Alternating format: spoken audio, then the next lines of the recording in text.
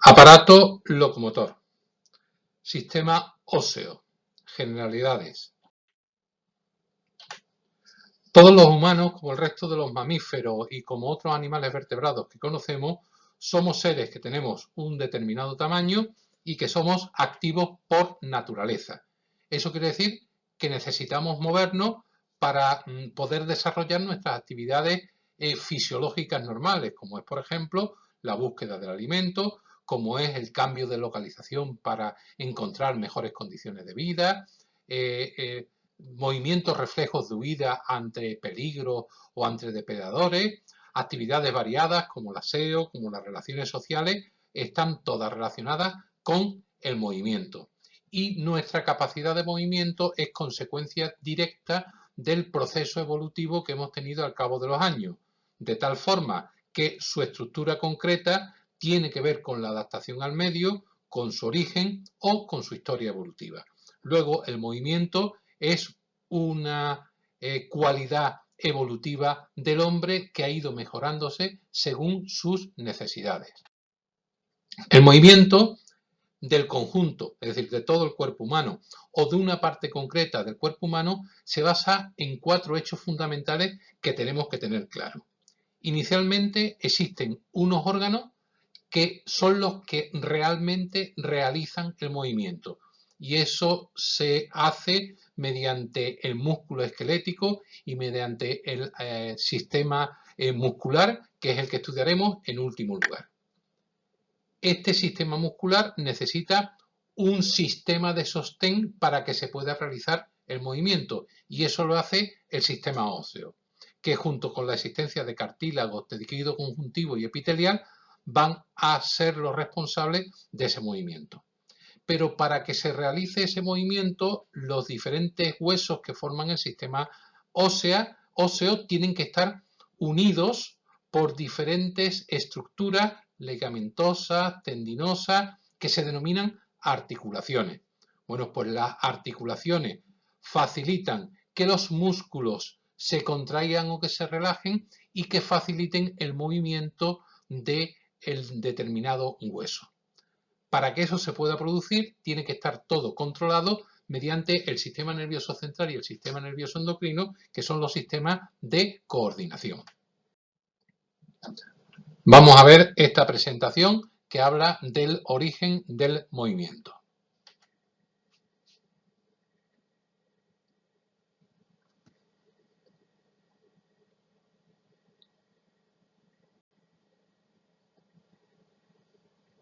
Estamos viendo el sistema muscular, cómo actúa sobre el sistema óseo y cómo la articulación va a favorecer que el sistema muscular pueda producir el movimiento de esa extremidad en concreto. Todo eso coordinado por el sistema nervioso central que facilita ese movimiento.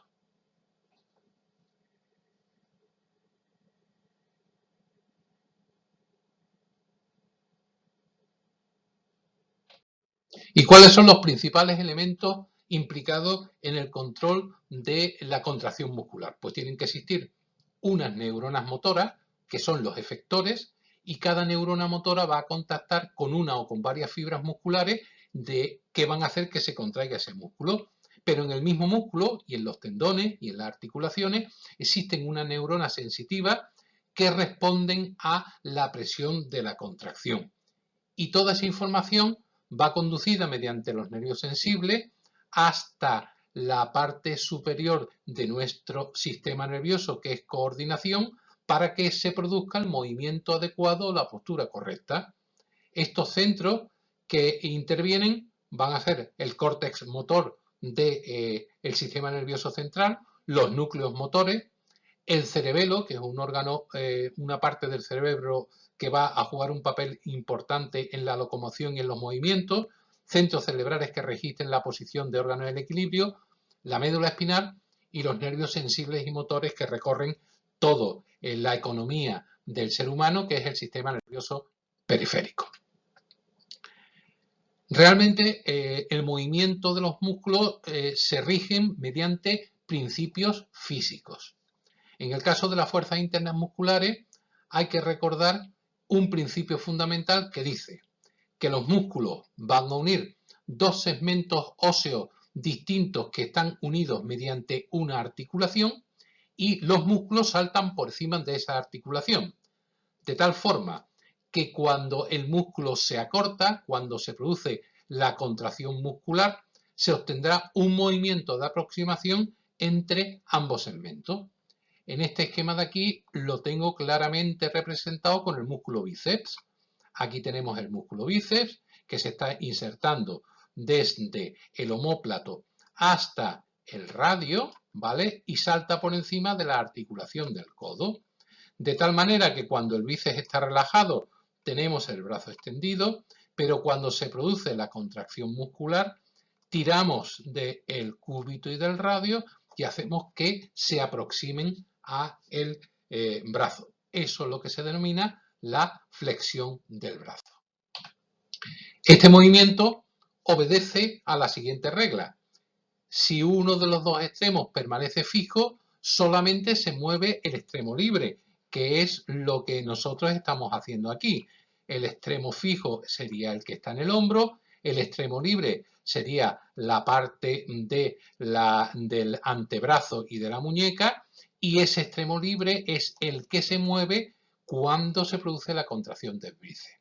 En cambio, si ambos extremos están libres, se mueven los dos de forma que el más ligero hará un recorrido mayor. Si yo esto lo tuviese unido directamente a la muñeca y moviese todo el brazo, se movería los dos extremos de manera simultánea, pero el que es más ligero, que es el cúbito y el radio, pues harán un recorrido mayor. La forma con la que los músculos actúan sobre las distintas partes del cuerpo responden a las leyes de las palancas y a las leyes de Newton, que resumiremos un poquitito más adelante. Y con esto y con la necesidad y la reflexión de la importancia que tiene el movimiento en los seres vivos, vamos a empezar a hablar de los huesos, la parte general del sistema óseo. El sistema óseo está formado por un montón de huesos, 206 huesos distintos, sin contar los dientes y los huesecillos del oído, y son huesos que están vivos. Los huesos se hay que considerarlos órganos vivos y muy activos. Están en constante remodelación, en constante construcción y destrucción. Y su función fundamental, como os he dicho, es actuar en el movimiento. Es decir, que los huesos forman el esqueleto gracias al cual con la contracción muscular y las articulaciones podemos hacer el movimiento. Pero tiene otras funciones en el organismo humano, como es ser responsable de la arquitectura general del organismo, ser el soporte físico de los órganos, proteger a órganos sensibles, como son las vértebras que van a proteger, o como es el cráneo que va a proteger el sistema nervioso central. Es también un gran almacén de calcio, es donde vamos a guardar todo el calcio, y vais a ver que el calcio juega también un papel muy importante en la contracción muscular. Va a jugar un papel muy importante a la hora de fabricar glóbulos rojos. En su interior, en su médula ósea, están los órganos hematopoyéticos de síntesis de glóbulos rojos, y también en algunos casos nos va a servir como depósito de grasa, aunque esta función es más secundaria. Luego la función primaria, actuar en el movimiento; secundaria, pero no menos importante, todas las que acabamos de describir. Los huesos tienen forma variable, son distintos y nos vamos a encontrar con diferentes tipos de huesos, pero hay zonas que tienen nombre concreto. Por ejemplo, la parte saliente y los parte superior e inferior, los extremos de cada hueso, reciben el nombre de epífisis, que son las que yo estoy señalando en este momento. La parte alargada, que está en la parte central, la parte intermedia del hueso, se recibe el nombre de diáfisis. Y la metáfisis es la zona intermedia entre la epífisis y la diáfisis. Bueno, pues estos serían como orientaciones generales de los huesos largos. Y se distinguen tres tipos de huesos fundamentalmente. Unos huesos que llamamos huesos planos. Todos los huesos tienen tres dimensiones: el alto, el ancho y el largo, ¿vale? Tienen esas tres dimensiones. Bueno, pues cuando existen huesos que tienen dos dimensiones más grandes, mayores en tamaño que una de las dimensiones, por ejemplo, esta es la dimensión derecha, izquierda, arriba, abajo, es mucho mayor que la dimensión del grosor que tiene el hueso. tenemos un tipo de hueso que se llaman huesos planos, 2 dimensiones mayores y una menor. Es un hueso compacto en el exterior, se llaman tablas, y hueso esponjoso en su interior. Los ejemplos más típicos de huesos planos pues son, por ejemplo, el omóplato, que es el que he estado señalando, el cráneo o el esternón, que serían huesos planos. A diferencia de los huesos largos, que es este que os estoy señalando en este momento, que es el fémur, en el cual existe una dimensión mayor que las otras. Aquí la dimensión mayor es la dimensión de la longitud. Los huesos largos tienen hueso compacto en el exterior, en la corteza, en la parte más externa, y en el interior tenemos en las epífisis gran cantidad de tejido esponjoso, ¿vale? De cuerpo esponjoso, y en la diáfisis no tiene hueso en su interior, sino que deja una cavidad que es la cavidad medular, y tiene ahí la médula ósea. Los huesos de las extremidades, los húmeros, cúbitos, radios, o los huesos de la pierna, el fémur y la tibia, son típicos ejemplos de huesos largos. Y me queda un tercer tipo, que son los huesos cortos, en los cuales en ellos todas las dimensiones son similares, ¿vale? Por ejemplo, este en hueso corto, que sería una vértebra, dependiendo de qué vértebra, las hay unas que se pueden considerar cortas y otras no. Todas las dimensiones son similares, hueso compacto en el exterior y hueso esponjoso en el interior, y como he dicho, pues las muñecas o las vértebras. Hacemos una diapositiva de resumen donde tenemos huesos largos compactos, como es el húmero, que es este que está señalando ahora mismo, huesos cortos, como son los del carpo de la mano, que es hueso esponjoso recubierto por un hueso externo compacto, huesos planos, como ya he dicho, el esternón, que es el hueso donde fundamentalmente se extrae y se toman las médulas de médula ósea para el trasplante de médula, que es un hueso esponjoso recubierto por compacto, y algunos huesos irregulares que pueden ser de varios tipos, como hemos dicho, que son las vértebras, que pueden ser variables dependiendo del tipo de vértebra que estemos estudiando. Las partes del hueso, bueno, pues las tenemos aquí puestas en esta diapositiva y tenéis que saber diferenciarla perfectamente. Mire usted la epífisis en la parte superior del hueso, aquí tenéis marcada con el número 1. La epífisis interior lo que tiene gran cantidad de médula ósea y se une a la otra parte que es la diáfisis o caña del hueso mediante una zona que es la metáfisis. En su interior tenemos la médula ósea, todo esto sería la metáfisis y aquí tendríamos nuevamente la epífisis, ¿vale? Esto sería en el 5 el tejido óseo compacto, que estaría en la parte externa de la diáfisis, en la parte interna pues teníamos la médula ósea y aquí tenemos tejido óseo esponjoso y esta parte de arriba sería la epífisis. Los huesos están, como hemos dicho, vivos, están en continuo crecimiento y en continua reparación, es decir, se están remodelando de manera continua en la infancia. El crecimiento en longitud se realiza gracias a una placa que se llama placa epifisaria o cartílago de crecimiento. Si nosotros hacemos una radiografía a un niño, vemos que esta es la tibia y que la tibia parecería estar rota por aquí en medio, que tiene una fractura. Y no es ninguna fractura, sino que es el cartílago de crecimiento que está permitiendo que el hueso crece. Y el hueso crece gracias a la acción de diferentes hormonas, como es la hormona del crecimiento, la HGH, como son las hormonas tiroideas, como son las hormonas sexuales o como son hormonas que favorecen la osificación, como es la vitamina D.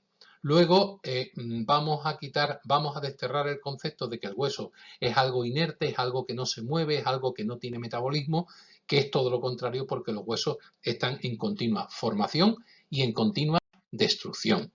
De hecho, esos huesos se van a remodelar según los esfuerzos que se sufran, según las lesiones que sufran. En caso de alguna lesión, inflamación, porque haya una fractura, va a existir un tipo de célula ósea que se encargan de reestructurarlo y de remodelarlo. Por eso en el hueso nos encontramos 3 tipos de células. Unas células que llamamos osteocitos, que son estas, que son las células maduras, que son las que forman el tejido óseo esponjoso o tejido óseo compacto, pero después tiene unas células que son las constructoras, que son los osteoblastos, que son células formadoras de matriz ósea, y además tiene otras células que son los osteoclastos, que son las que se encargan de destruir el tejido óseo envejecido o el tejido óseo que se ha lesionado. Entonces, cuando existe una lesión interna, se recupera primero con un proceso inflamatorio y con la formación de un tejido conjuntivo. Después, los osteoblastos empiezan a producir más osteocitos y más depósitos minerales que terminan con la reestructuración del hueso y con la formación de un hueso totalmente nuevo. Dichas estas generalidades, nosotros vamos a empezar a estudiar la anatomía general del sistema óseo humano. Y para ello vamos a distinguirlo en diferentes partes, lo vamos a descomponer. Hay una parte del esqueleto que se llama esqueleto axial, que es el que acabo de destacar en la imagen, que forma el eje principal del cuerpo humano, que está formado por el cráneo, por la columna vertebral, por las costillas y el esternón, que forman parte del tórax. Y después, independientemente a este esqueleto axial, existe el esqueleto periférico o esqueleto apendicular, que está formado por las extremidades superiores y por las extremidades inferiores y por las estructuras que unen el esqueleto axial a las extremidades superiores e inferiores. Esa zona que une el esqueleto axial con los brazos y con las piernas se llaman cinturas. La que lo une con las piernas se llama cintura pélvica o cintura pelviana. Las que la unen las extremidades superiores, los brazos, con el esqueleto axial se llama cintura torácica o cintura escapular.